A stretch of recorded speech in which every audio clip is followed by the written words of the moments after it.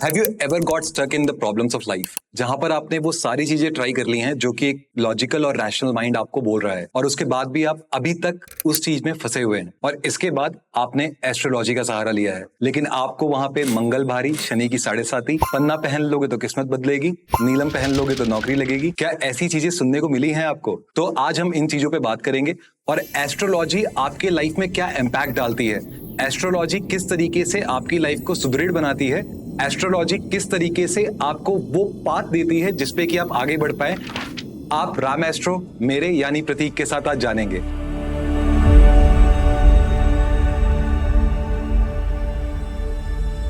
तो अपनी वीडियो में आज हम सबसे पहला टॉपिक लेंगे लग्न का। लग्न कुंडली का पहला भाव होता है। आपकी कुंडली में जो सबसे पहला भाव है वो आपका लग्न है। लग्न आपको मिला है, ये आपने लिया नहीं है। आप इस चीज को समझे कि आपकी डिजायर्स आपको किसी लग्न में जन्म लेने के लिए प्रेरित करती हैं, और वो डिजायर्स आ कहां से रही हैं? पास्ट लाइफ से। तो अब आप बोलेंगे कि क्या पास्ट लाइफ होती है? जी बिल्कुल होती है। क्या मिथोलॉजिकल स्टोरीज होती हैं? Mythological stories are very real. You need to believe in it. The second thing that I want to make sure that you guys are understanding it correctly, that there are numbers in the column of the कुंडली.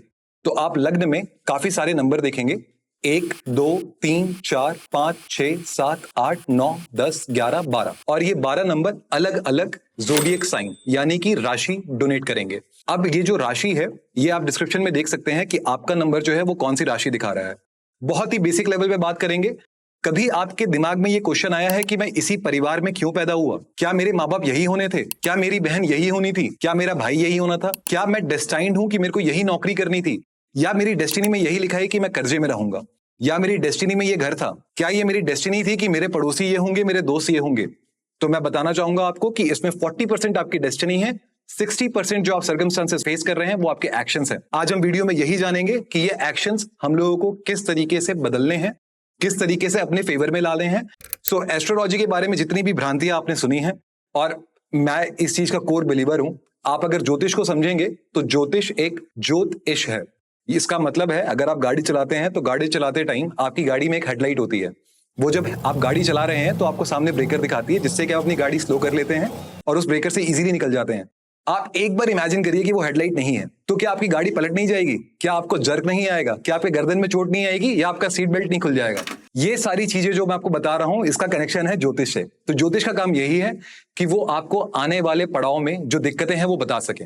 ये आपकी किस्मत नहीं बदल सकता, जैसे कि हम सड़क नहीं बदल सकते। ये आपकी ब्रेकर नहीं हटा सकता, जैसे कि आपकी जिंदगी के प्रॉब्लम्स हैं, बिल्कुल भी नहीं। लेकिन हाँ बिल्कुल, ये आपके हेडलाइट का काम कर सकता है। तो जब आपकी प्रॉब्लम्स आएंगी, आप थोड़े से स्लो हो जाएंगे, और स्लो होने के बाद आपको जैसे ही लंबा रास्ता दिखेगा, आप अपनी गाड़ी फिर से 120 की स्पीड पे क्रूज कर रहे होंगे। तो आज हम बात कर रहे हैं लग्न पे, कि जो आपका एरीज लग्न है, जो जितने भी लोग यहाँ पर इस वीडियो को देख रहे हैं, और अगर उनके पहले कॉलम में नंबर 1 है, तो इसका मतलब यह है कि उनका मेष लग्न है। इंग्लिश में हम लोग उसे एरीज बोलते हैं। आप लोगों को यह लग्न क्यों मिला? आप इसी लग्न में क्यों पैदा हुए? उसका रीजन है आपकी पास्ट लाइफ। पास्ट लाइफ से मेरा मतलब है डिजायर्स। जैसे ही आप अपनी आशाएं, अपेक्षाएं छोड़ देंगे, आप मोक्ष की तरफ जाएंगे। और इस मोक्ष को पाने के लिए लोग बहुत लंबी साधनाएं करते हैं, बहुत सारे जन्म लेते हैं, और किसी एक जन्म में जाके ये फलित होता है। हम आज मोक्ष पे बात नहीं कर रहे हैं, आज हम बात कर रहे हैं कि आपका ये एसेंडेंट आपको मिला क्यों। आपका ये एसेंडेंट आपको इसलिए मिला क्योंकि इससे ठीक अपोजिट लिब्रा है। तो आपने पास्ट लाइफ में सिर्फ बैलेंस किया है अपने आप को। आपने पास्ट लाइफ में मैरिज में बहुत काम किया है, आपने पास्ट लाइफ में अपने रिलेशनशिप्स में बहुत काम किया है। You were working and providing someone something, और आपका पूरी लाइफ इसी चीज में निकल गई। और जब ये सब करने के बाद आप अपने पास्ट लाइफ के डेथ बेड पे गए, तो आपको ये रियलाइज हुआ कि मैंने अपनी जिंदगी में जो भी किया वो दूसरों के लिए किया, अपने मैरिज को संभालने के लिए किया, अपने पेरेंट्स को संभालने के लिए किया, अपने सिबलिंग्स को संभालने के लिए किया। It was full of responsibility and balancing it out, and you lost yourself. So the time when you got born in Aries ascendant, आप लोगों को ये रियलाइज हुआ कि अब मेरे को खुद पे ध्यान देना है। आप लोग कॉफी लेने भी जाएंगे, बहुत बंटन के जाएंगे। आप लोग जिम करेंगे, आप लोग अपनी बॉडी पे ध्यान देंगे, आप लोग अपने लुक्स पे ध्यान देंगे, आप अपनी आर्टिकुलेशन पे ध्यान देंगे, अपने कम्युनिकेशन पे ध्यान देंगे। जब आप ऑफिस जाएंगे तो you will make sure that you are wearing the best formals.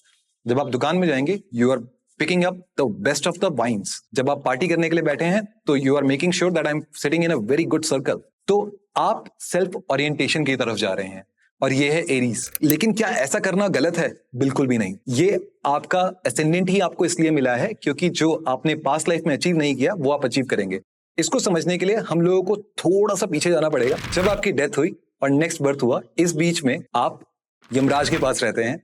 Yamraj Akashic record, जिनके लिए those who are not astrological lovers, let me tell you, आप आकाशिक रिकॉर्ड्स जाके गूगल कर सकते हैं, काल भैरव इसको रूल करते हैं। तो आकाशिक रिकॉर्ड्स में हर एक चीज रिकॉर्ड हो रही है, beat anything. You might be thinking that no one is watching you, but yes, Akashic record is watching you and it is being recorded over there. And from there they have the data analysis system. वो आपका पूरा का पूरा एक data analyse करेंगे और वो बताएंगे यमराज आपको कि देखिए आपकी ये डिजायर फुलफिल नहीं हुई है और ये फुलफिलमेंट के लिए ही आपको ये असेंडेंट दिया जा रहा है। Without ascendant you can't even exist. So वो लग्न है, वो पृथ्वी है, आप इसी वजह से भूलोक में आए हैं। तो हमने बात करी एरीज की, अब हम बात करेंगे टॉरस की। टॉरस ने लास्ट लाइफ में स्कॉर्पियो वाले सारे काम किए हैं। They were busy into research, occult, astrology. It might be something related to their PhD. It might be something related to science that they were doing their research and all. They were not focused about anything. They were not curious about anything rather than their work.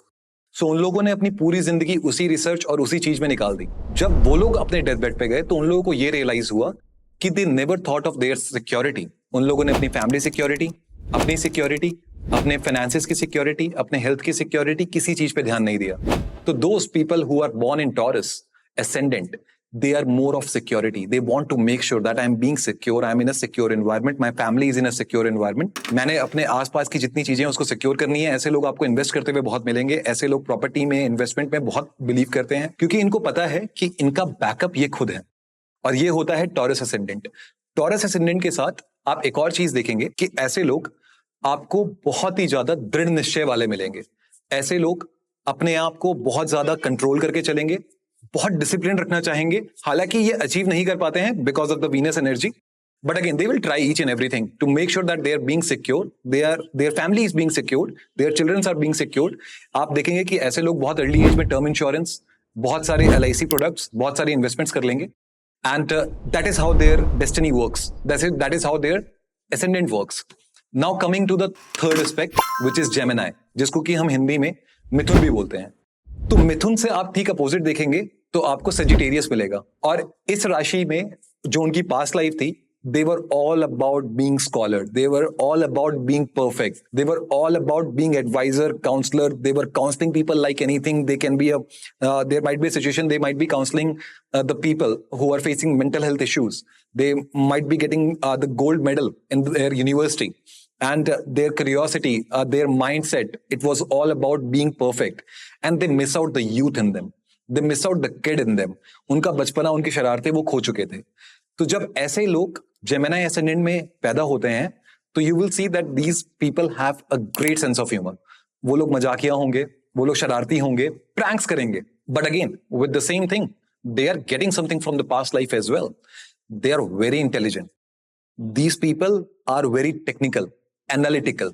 आप देखेंगे data analyst, आप देखेंगे कोई technical work जहां पर की analytical ability बहुत ज्यादा चाहिए, वो जेमिनी एसेंडेंट वाले लोग, damn sure, without any doubt, without any second thought, these are the people that you should hire if you're a business owner.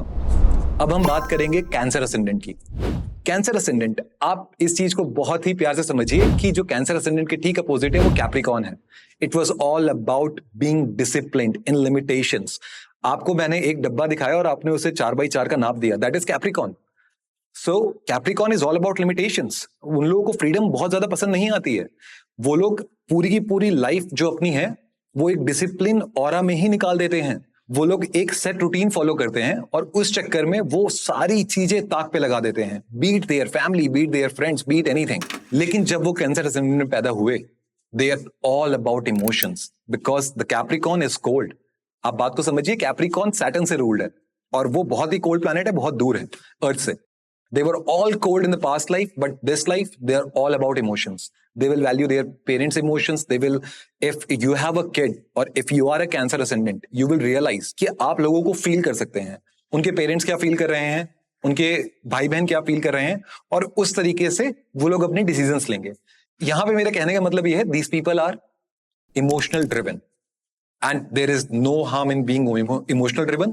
The whole point is they are emotional driven because of their past life desires. क्योंकि ये वो fulfill नहीं कर पाए थे. And it comes very naturally to them. अब आपको ये देखना है कि अगर यहाँ पे ascendant में 5 नंबर लिखा हुआ है, that means it's a Leo sign. आप Leo ascendant में ही क्यों पैदा हुए? The direct opposite is Aquarius. You were not self-expressive. आपने चीजें लोगों के लिए करी। You might be a district magistrate, you might be a leader somewhere, जहां पर कि you were providing water to a town, जहां पर कि आप किसी को कोई चीज प्रोवाइड कर रहे थे। आप किसी एनजीओ के साथ काम कर रहे होंगे, आप कुछ ऐसा कर्म कर रहे होंगे जिससे लोगों का भला हो रहा होगा, लेकिन आपने खुद को एक्सप्रेस नहीं किया। So this life time you will express yourself. आप वो सारी चीजें करेंगे, आप वो सारी चीजें लेकर आएंगे अपनी लाइफ में जिससे कि आपको खुद का बेनिफिट हो। आप वो सारी चीजें लाइफ में करना चाहेंगे जिससे कि लोगों से ज्यादा personal benefit. I am not talking about selfish, और इसमें कुछ भी गलत नहीं है। यहाँ पे गलत और सही की बात ही नहीं चल रही है, ये आपका डिजायर पॉइंट है, यही आपकी डिजायर है। आप खुद के लिए कुछ बहुत अच्छा करना चाहते हैं, आप चाहते हैं कि मैं रेबन के चश्मा पहनूं, आप लेकर आएंगे और पहनेंगे, रादर देन ये सोचने के कि ये रेबन के चश्मे में शायद मैं 4 गरीबों को खिला दूं। और इसमें कुछ भी गलत नहीं है, ये हम बात कर रहे हैं कि डिजायर पॉइंट ही यही है आपका। So this is all about Leo. अब हम आएंगे कन्या राशि पे। कन्या राशि नंबर 6। अगर आप अपने चार्ट के पहले भाव में नंबर 6 देख रहे हैं, that means it's a Virgo sign. अगर आप वर्गो ज़ोडिएक साइन में हैं, इसका मतलब यह है कि पास्ट लाइफ में यू आर ऑल अबाउट कि आपको चीजों से भागना है। आप 12th हाउस को समझिए। 12th हाउस, हम बात करते हैं कोर्ट केस लिटिगेशन की। कोर्ट केस लिटिगेशन का मतलब क्या है कि आपको चीजों से हटना है, आपको चीजों से भागना है। हम ऐसी चीजों से बचते हैं। तो आपकी जो पास्ट लाइफ है उसमें आप चीजों से बच रहे होंगे, लेकिन वर्गो एसेंडेंट इस लाइफ में क्या करेगा? वो चीजों को ओन करेगा। These are the people who are great managers at work. These are the people who manage things and owns thing. कहीं पर कोई घर में कार्यक्रम चल रहा है, ये लोग जाएंगे और सामने से ओन करेंगे कि ये हम कराएंगे। पड़ोसी को कोई दिक्कत है, ये सामने से जाएंगे ओन करेंगे कि हम इसको रिजॉल्व करेंगे। घर में किसी को कोई प्रॉब्लम है, ये सामने से जाएंगे ओन करेंगे। Check their ascendant, those people around you, आपको पता चलेगा they are Virgo ascendants. They will own things and they will manage it, and they will manage it very nicely, because this is their desire. Now we need to understand कि desire और कर्म में फर्क है। ये दोनों चीजें same नहीं है। डिजायर आपकी इच्छाएं हैं, कर्म वो हैं जो आप उसको पाने के लिए कर रहे हैं। तो इसीलिए हम बोलते हैं आप अपनी इच्छाएं पाने के लिए बहुत तरीके के कर्म कर सकते हैं, अच्छे बुरे पर्सपेक्टिव पे डिपेंड करता है आपके। लेकिन वो जो कर्म है और इच्छाएं हैं, ये दोनों बहुत अलग चीजें हैं। हाँ, ये हैंड इन हैंड चलती हैं, लेकिन ये दोनों बहुत अलग चीजें हैं। अब हमें अपना कार्मिक पाथ बनाना कैसे है? क्या इन इच्छाओं की पूर्ति नहीं करनी है हमें? आप बात को समझिए कि जो आज आपका लग्न है, ये सिर्फ इसलिए नहीं है क्योंकि पास्ट लाइफ में ठीक अपोजिट उसका आपका लग्न था। नहीं, उससे 4 जन्म पहले, उससे 10 जन्म पहले आप कर्म इकट्ठे करते हुए ला रहे हैं। दैट इज नोन एज प्रारब्ध कर्म। आप कर्म इकट्ठे करते हुए ला रहे हैं और वो सारी चीजें एक्यूमुलेट करके आपको एक असेंडेंट मिल रहा है, जहां पर कि आप सबको ये एक बहुत ही बेसिक इंपैक्ट इन राशियों में दिखेगा। इसके अलावा आप देखते हैं कि ग्रह चाल होते हैं। तो डिजायर पॉइंट आपका हो गया आपका असेंडेंट, और जो आपके ग्रह हैं वो आपको बताएंगे कि आपका कर्म क्या होगा। तो हमने ये कवर की 6 राशियां, there is no magic in it. इसके ठीक अपोजिट जो मैंने राशि बोली, उनका असेंडेंट उस तरीके से काम करेगा। लेकिन अगर इस पे आपको एक डेडिकेटेड वीडियो चाहिए जिसमें कि हम बचे हुए 6 असेंडेंट अलग से कवर करें, प्लीज आप कमेंट सेक्शन में बताइए, हम उसके लिए भी एक वीडियो लेकर आएंगे। और इसी के बारे में हम लोग बहुत सारी चीजें और जानेंगे हमारे चैनल के साथ। लेकिन आज इस वीडियो का सबसे important part, that is known as myth breaker. तो आज के मिथ ब्रेकर में हम बात करेंगे मांगलिक दोष पे। आप लोगों में से काफी सारे लोगों ने ये सुना होगा कि आपका मांगलिक दोष है, आपकी मांगलिक से शादी होनी चाहिए। आपका मांगलिक दोष है जो कि 28 साल के बाद चला जाएगा। आपका मांगलिक दोष है जो कि 32 साल के बाद चला जाएगा। तो आज हम ये मिथ ब्रेक करेंगे कि अगर कोई मांगलिक दोष है तो वो जाएगा कैसे? क्या वो उम्र के बाद वो ग्रह वहां से हट जाएगा? ऐसा कभी नहीं हो सकता है। और सबसे बड़ी बात कि क्या कोई ग्रह दोष भी दे सकता है? ऐसा भी नहीं होता है। तो ये है क्या? यहां पर बात कर रहे हैं मंगल की एनर्जी की। क्या मंगल की एनर्जी बहुत ज्यादा स्ट्रांग है जो कि सामने वाला आपका कंपेनियन है वो उसको एडजस्ट नहीं कर पाएगा? तो हाँ, बिल्कुल, ये एस्ट्रोलॉजी में हम लोग इसको चेक कर सकते हैं। But again, you do not have to worry about the मांगलिक दोषा कि आपकी शादी नहीं होगी। मंगल 12वें में लग्न का स्वामी होते हुए 23 साल की उम्र में लोगों की शादी हुई है और वो शादियां बहुत अच्छी चली हैं। So that was a myth breaker, and in some other video we are going to cover मंगल इन कंप्लीट वे कि मंगल दोष की पूजा भी करवानी चाहिए कि नहीं करवानी चाहिए, या उसे कब करवाना चाहिए, और उसके इंपैक्ट्स और एप्लीकेशंस क्या हैं, ये साधना पूजा काम किस तरीके से करती है। अगर आपको ये वीडियो अच्छी लगी हो तो आप अपने फैमिली मेंबर्स, फ्रेंड्स के साथ इसे शेयर करें। आप खुद इसे लाइक, सब्सक्राइब और कमेंट करके हमें बताएं कि आप अगली वीडियो में क्या देखना चाहेंगे। और आज के लिए जय श्री राम।